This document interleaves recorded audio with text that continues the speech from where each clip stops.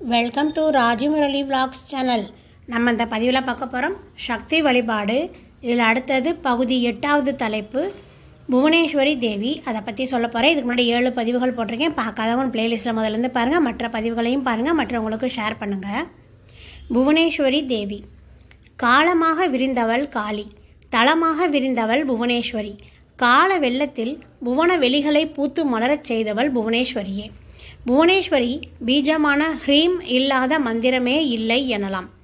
தச மகா வித்யின் 4வது தேவியே புவனேஸ்வரி. புவனம் முழுதும் ஆழ்வதால் புவனேஸ்வரி. ஒருமுறை பராசக்தி மூலம் பிரபஞ்சம் தோன்றிய போது சூரிய சந்திரர்கள் மட்டுமே தேவலோகத்தில் இருந்தனர். அவர்களை கண்ட ரிஷிகள் தாம் அவர்களுக்கு ஒரு இடத்தை தருவதாகவும் அதை வைத்துக்கொண்டு உலகங்களையும் படைக்குமாறும் கேட்டனர். சூரியன் தன் சக்தியால் 3 உலகங்களை படைத்தார். அந்த 3 உலகங்களுக்கும் அதிபதியாக பராசக்தி தனது சக்தியை ஒரு தேவியாக மாற்றி அந்த சக்திக்கு புவனேஸ்வரி என்று பெயரிட்டாள். அதனாலேயே அவள் ஞான சக்தியாக திகழ்கிறாள். அவளை ஆராதித்தால் மனதில் அமைதி தோன்றி வாழ்க்கை வளம் பெறும், பாவங்கள் விலகும், துன்பங்கள் மறையும். தேவி புவனேஸ்வரி வசிக்கும் இடம் மணித்வீபம் எனப்படுகிறது.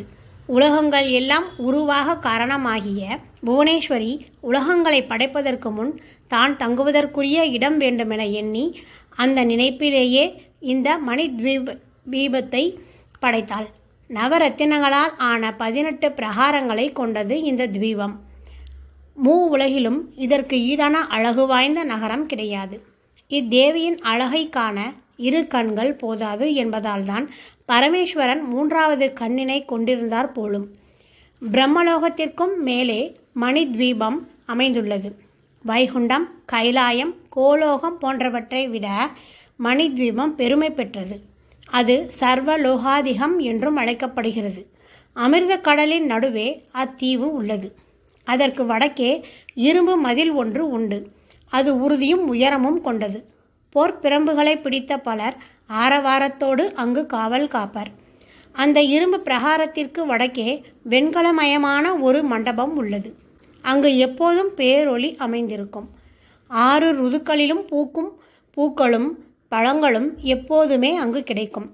அதன் வடகிழக்கு திசையில் 7 யோஜனை பரப்புள்ள தாமிர பிரகாரம் உள்ளது.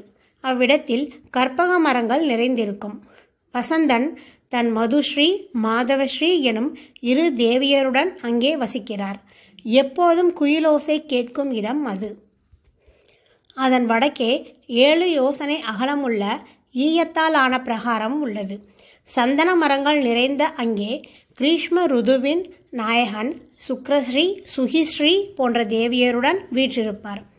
ஈய பிரகாரத்தின் வடக்கில் 7 யோசனை பரப்புடைய பித்தளை பிரகாரம் உள்ளது. ஹரிசந்தன மரங்கள் நிறைந்த அங்கே அம்பிகையின் கைங்கரியம் செய்த பக்தர்கள் வசிப்பர். வருஷருது தன் 12 மனைவியரோடு வசிக்கும் இடம் அது. அதற்கு எதிரே 7 யோஜனை அகலமுள்ளதும் பஞ்சலோகத்தால் அமைந்ததுமான ஒரு பிரகாரமும் உள்ளது. அதன் நடுவில் மந்திரசாலை ஒன்று உண்டு. அங்கே சித்தர்கள் தம் மனைவியருடன் வசிப்பர். சரத் ருதுவின் நாயகன் லக்ஷ்மி, ஊர்ஜலக்ஷ்மி எனும் 2 மனைவியருடன் சுகமான வாழ்வு வாழும் இடம் அது. அதன் எதிரே பெரிய சிகரங்களோடு கூடிய வெள்ளி பிரகாரம் ஒன்று உண்டு.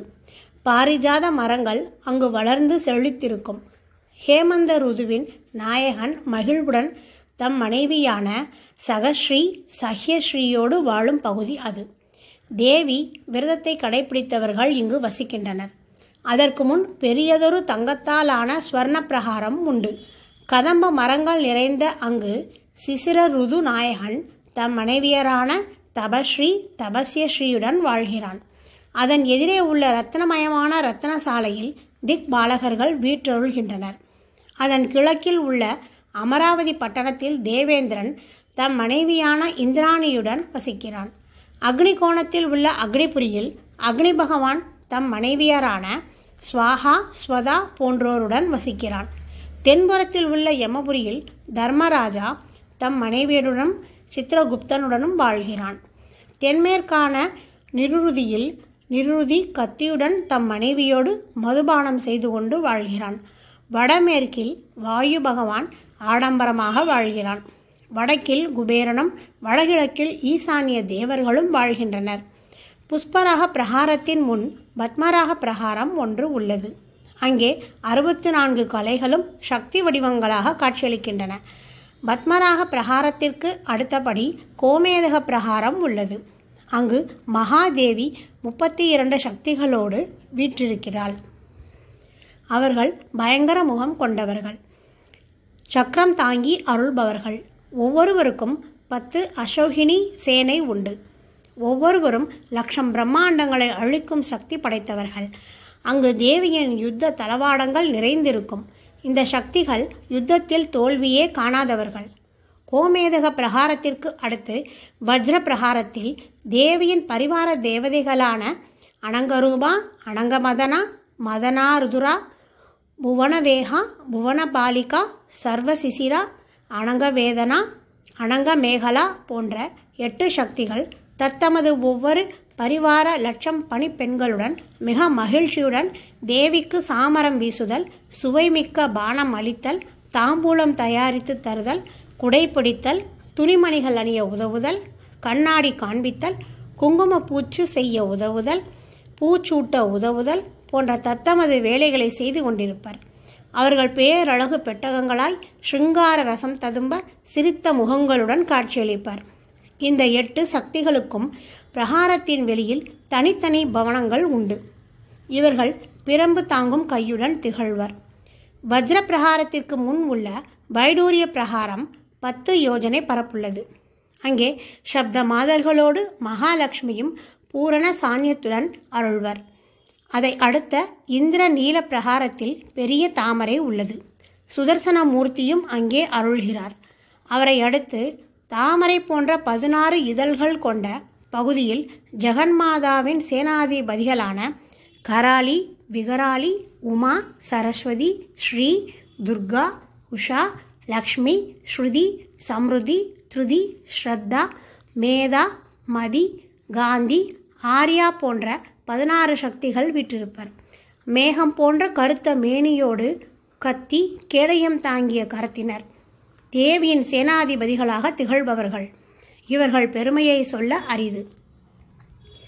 இந்திரநீல பிரகாரத்திற்கு முன்பாக 10 யோஜனை அகலமுடைய முத்து பிரகாரத்தில் அம்பிகையின் மந்திரிகளான புவனேஸ்வரி போன்ற தோற்ற பொலிவு கொண்ட பாசாங்குசம், வராபயம் கொண்ட கரங்களோடு தேவிக்கு சமமான ஆடை அணிகலன்களை பூண்டு பேரழகிகளாய் அனங்க குசுமா, அனங்க குசுமாதுரா, அனங்கமதனா, அனங்கமதுநாதுரா, புவனபாலா, சுகனவேகா, சசிரேகா, சுகனரேகா போன்ற 8 சக்திகள் நிறைந்திருப்பர். இவர்கள் 8 பேர்களும் தேவியின் மந்திரினிகள். தேவியின் கைங்கரியத்தில் ஈடுபட்டு உலகியல் செய்திகளை உடனுக்குடன் தேவியிடம் தெரிவிப்பர். குங்குமம் போன்ற சிவந்த மேனியர். புவனேஸ்வரி தேவியின் பூஜா எந்திரத்தில் உள்ள 8 தலங்களிலும் இவர்கள் பூஜிக்கப்படுகிறார்கள். முத்து பிரகாரத்தை அடுத்த மரகத பிரகாரத்தில் ஒரு அருகோண மரகத சக்கரம் உள்ளது. அதன் கிழக்கில் காயத்தி, நிருதி கோணத்தில் திருமால், வாயு கோணத்தில் ருத்ரர், அக்னி கோணத்தில் குபேரன், மேற்கில் ரதியோடு கூடிய மன்மதன் போன்றோர் உறைவர். அந்த மரகத பிரகாரத்திற்கு பக்கத்தில் 100 யோஜனை பரப்புள்ள பவள பிரகாரம் உள்ளது.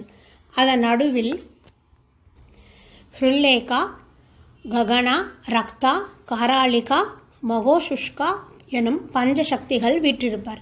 இவர்கள் 5 பூதங்களின் தெய்வங்கள். 5வரும் அந்தந்த பூதங்களின் நிறத்தை பெற்றிருப்பர். இவர்களும் தேவியை போன்றே தோற்றமளிப்பவர்கள். அந்த பவள பிரகாரத்திற்கு அடுத்தபடியாக நவரத்ன பிரகாரம் ஒன்று உண்டு. அங்கே ஸ்ரீதேவிக்குரிய மந்திரங்களும் மகா வித்யைகளும் நிறைந்துள்ளன.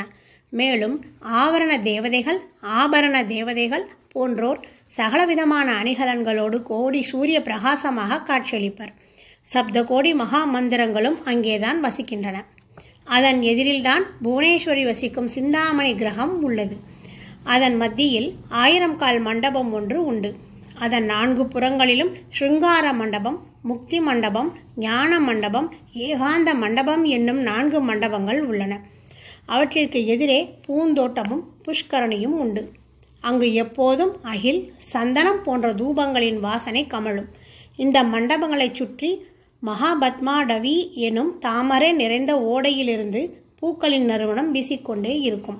ஸ்ருங்கார மண்டபத்தில் ஜெகதாம்பிகை வீட்டிலிருந்து தேவகான அமுதத்தை பருகுவாள்.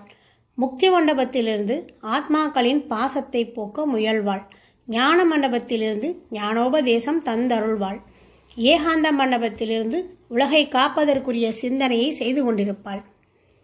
ஓகே ஃப்ரெண்ட்ஸ், இந்த பதிவு பிடிச்சதா லைக் பண்ணுங்கள், கமெண்ட் பண்ணுங்கள். இந்த பதிவு கொஞ்சம் பெருசாக இருக்குது. மீதி பதிவு அடுத்த பகுதியில் பார்ப்போம். Thank you friends.